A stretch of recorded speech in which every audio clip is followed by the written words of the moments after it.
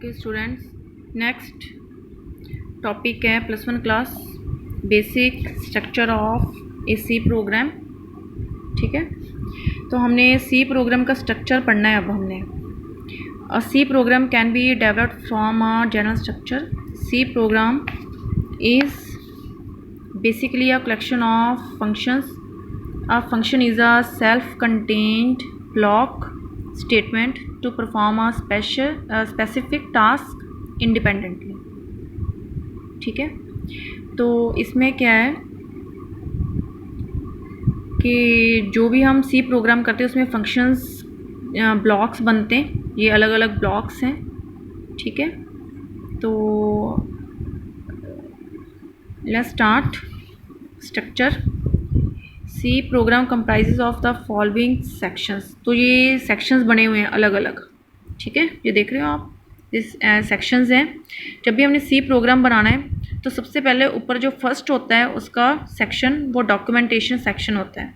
ठीक है, second pre processor directives section, और इसके बाद है ग्लोबल डिक्लेरेशन सेक्शन, और इसके बाद main function section. Main function के दो पार्ट्स होते हैं, ये वाले, और फिर लास्ट में यूज़र डिफाइंड फंक्शंस। ठीक है, तो जो फर्स्ट है डॉक्यूमेंटेशन सेक्शन, इसमें क्या करना है हमने। Documentation section is optional in the program. ये ऑप्शनल है। This section consist of a set of comments lines giving the name of the program and other details which the programmer would like to add in the program। ठीक है, तो ये optional है। ये चाहे आप लिख भी सकते हो चाहे ना भी लिखो। ठीक है, और इसमें कमेंट लाइंस होती हैं। कमेंट लाइंस में क्या होता है, डिटेल, जो भी हम प्रोग्राम बनाने जा रहे हैं उसके बारे में डिटेल लिखा होता है कि ये किस चीज़ का प्रोग्राम है या प्रोग्राम का नेम क्या है। ठीक है, उसकी हम उसमें डेट लिख सकते हैं। ठीक है, टाइमिंग लिख सकते हैं कि कब हमने ये प्रोग्राम क्रिएट किया। ठीक है, comments are some kind of statements which are placed between the delimiters. ये देखो, ये साइन सिंबल है। ठीक है, जब भी हमने अपने प्रोग्राम का ऊपर हेडिंग देना है, नेम देना है, तो ये पहले साइन सिंबल हम ये लिखेंगे। ठीक है, बनाएंगे ये साइन सिंबल, और फिर ये सिंबल्स को के बीच में हमने ये प्रोग्राम का नेम लिखना होता है। ठीक है, तो इससे क्या बोलते हैं, डॉक्यूमेंटेशन सेक्शन। क्लियर, और ये ऑप्शनल होता है, चाहे आप लिख भी सकते हो चाहे ना भी लिखो, ज़रूरी नहीं है। ठीक है, लेकिन अगर हम ऊपर हेडिंग दे देंगे तो हेडिंग से क्लियर हो जाता है कि हम किस चीज़ का प्रोग्राम बना रहे हैं। ठीक है, तो हमने तो बहुत सारे प्रोग्राम्स बनाने हैं, लेकिन उसमें अगर हेडिंग होगा तो पता साफ अलग से पता चल जाता है कि ये प्रोग्राम किस चीज़ का है। सेकेंड है preprocessor directives. These are compiler preprocessor statements. These statements provide instructions to the compiler to link functions from the system library। ठीक है, ये प्री प्रोसेसर डायरेक्टिव्स होती हैं। ठीक है, ये देखो, ये प्री प्रोसेसर डायरेक्टिव्स हैं। इसमें क्या है, ये हैश साइन से स्टार्ट होती हैं। ठीक है, it started from hash sign and there is no semicolon at the end of the statement। तो ये हैश साइन से स्टार्ट होता है, इन हैश इंक्लूड। ठीक है, तो इसमें हेडर फाइल्स, इसको हेडर फाइल बोलते हैं, और इसके लास्ट में सेमीकॉलन नहीं लगाते हैं।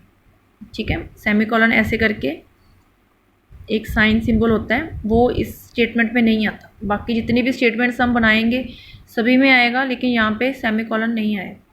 ठीक है, तो ये हेडर फाइल्स हैं, और ये कंपाइलर को इंस्ट्रक्शन देता है कि किस तरह का प्रोग्राम ये बनाने जा रहे हैं। ठीक है, तो ये स्टार्टिंग में हम लिखते हैं, सी प्रोग्राम डिपेंड्स अपॉन सम हेडर फाइल्स। ठीक है, each header files by default is extended with .h। The file should be included using hash include directives. ठीक है, ये हैश इंक्लूड और ये डायरेक्टिव्स। ठीक है, इसे हेडर फाइल्स बोलते हैं। हैश साइन से ये स्टार्ट होता है, आप ऐसे भी लिख सकते हो, और इसे प्री प्रोसेसर बोलते हैं। सबसे पहले यही प्रोसेस करते हैं। ठीक है, जब भी हम प्रोग्राम बनाते हैं तो सबसे पहले यही प्रोसेस्ड होती हैं, और ये सबसे ऊपर हम यही लिखते हैं, ठीक है। सबसे पहले ऊपर हेडिंग लिखते हैं, डॉक्यूमेंटेशन सेक्शन, और उसके बाद ये हेडर फाइल्स, और इसे हेडर फाइल्स भी बोलते हैं और प्री प्रोसेसर डायरेक्टिव्स भी बोलते हैं, ठीक है। इसके बाद है,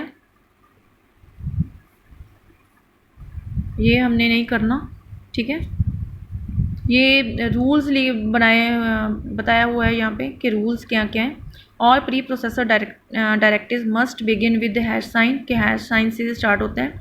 preprocessor directive should not end with semicolon, मैंने आपको पहले बताया था कि ये इसकी एंडिंग सेमी कॉलन से नहीं होती, ठीक है, because they are not C statements, ये स्टेटमेंट्स नहीं है सी की, ठीक है। क्योंकि जितने भी सी की स्टेटमेंट्स बनाएंगे सबके लास्ट में हम सेमी कॉलन लिखते हैं, लेकिन ये क्या है, ये हेडर फाइल्स हैं, हेडर फाइल्स में हम सेमी कॉलन नहीं लगाते। तो ये रूल्स हैं, अगर आप ये लिखना चाहते हो तो आप लिख सकते हो। Only one pre processor directive can occur in a line, ठीक है। एक लाइन में हमने सिर्फ एक ही प्री प्रोसेसिव डायरेक्टिव लिख सकते हैं, ठीक है, दो नहीं लिख सकते। एक लाइन में सिर्फ एक लिखना है, सेकेंड लाइन में हम दूसरे लिखेंगे, ठीक है। हाँ जी, इसके बाद क्या है, ग्लोबल डिक्लेरेशन। ये ग्लोबल डिक्लेरेशन इसके बाद ही आता है, ठीक है, प्री प्रोसेसर के बाद ही आता है ग्लोबल डिक्लेरेशन सेक्शन।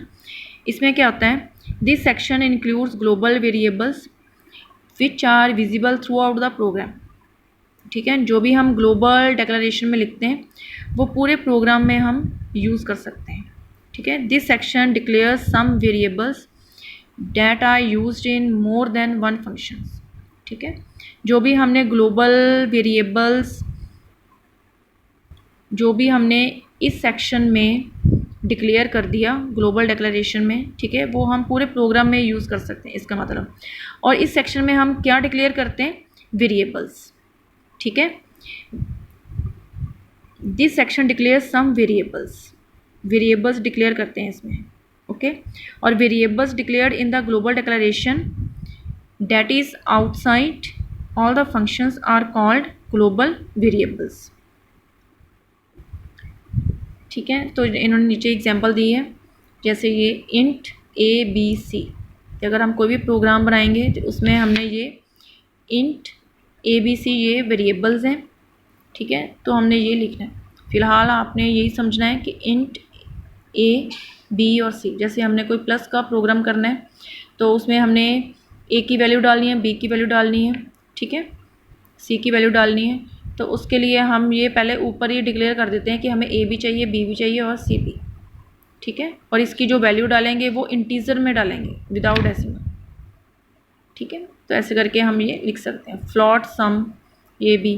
फिर इसके बाद वॉइड मेन फंक्शन, ठीक है, मेन फंक्शन आता है इसके बाद ग्लोबल डिक्लेरेशन के बाद, ठीक है। तो ये वॉइड मेन फंक्शन है, ये नेक्स्ट फोर्थ पॉइंट बनेगा आपका। तो ये देखो वॉइड मेन फंक्शन है, ये इसका ब्लॉक बना हुआ है मेन फंक्शन का, यहाँ से प्रोग्राम स्टार्ट होता है। जो हमने मेन कैलकुलेशंस लिखनी है वो यहाँ पे लिखनी है हमने प्रोग्राम्स की। लेकिन उससे पहले क्या है कि इसके ऊपर हमने क्या लिखने जा रहे हैं, variables int A B C ऊपर लिख रहे हैं, ठीक है। तो इसका मतलब क्या है, ये ग्लोबल वेरिएबल्स है। और अगर हम वॉइड मेन के बाद में लिखेंगे ये इंट ए बी सी, तो ये लोकल वेरिएबल्स बोलेंगे इसे, ठीक है। ये मैं आपको बाद में क्लियर करती हूँ, ओके। नेक्स्ट है main function. The execution of the program always start from this part of the program, ठीक है। मेन फंक्शन से हमारा एग्जीक्यूशन स्टार्ट होता है। Every program written in C language must contain main function, जो भी हम प्रोग्राम्स बनाते हैं उसमें मेन फंक्शन ज़रूर होता है, ठीक है। It includes local declaration part and executable part, इसमें दो डिक्लेरेशन पार्ट होते हैं, ठीक है। एक लोकल डिक्लेरेशन पार्ट है, ठीक है। इसमें क्या होता है, इसमें हम वेरिएबल डिक्लेयर करते हैं। मैंने आपको पहले बोला है कि जो वॉइड मेन से जो वेरिएबल हम, ये वेरिएबल्स हैं, ठीक है। जो वेरिएबल्स हम वॉइड मेन से पहले लिखते हैं वो ग्लोबल होते हैं।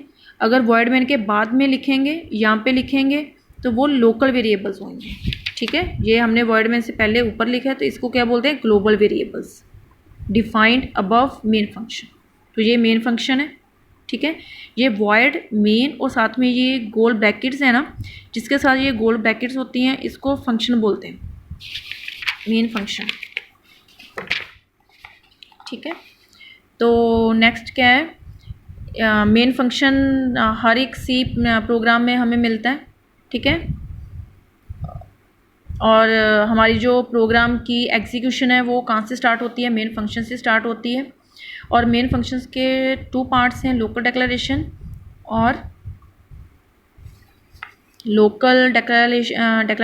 और एग्जीक्यूटेबल पार्ट, ठीक है। लोकल डिक्लेरेशन में वेरिएबल्स डिक्लेयर करते हैं हम, ठीक है, and accessed with in the main function, जो कि उस मेन फंक्शन में ही एक्सेस करते हैं हम, ओके। और जो एग्जीक्यूटेबल पार्ट है इसमें स्टेटमेंट्स आ जाती हैं कि जो भी हमने कैलकुलेशंस की स्टेटमेंट्स लिखनी है, ठीक है, वो हम इसी में लिखते हैं।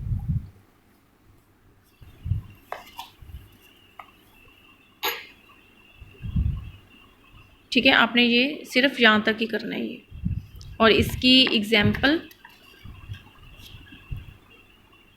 मेन फंक्शन,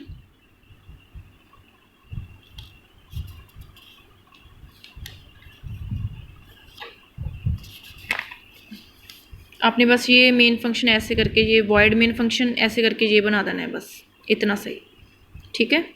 ये यहाँ से लेके यहाँ तक, यही एग्जाम्पल है इसकी, 4th की भी। इसके बाद 5th है यूज़र डिफाइंड फंक्शंस, ठीक है। अगर आप और फंक्शंस बनाना चाहते हो तो फिर लास्ट में हम यूज़र डिफाइंड क्रिएट करते हैं। This section contains all the functions defined by the user.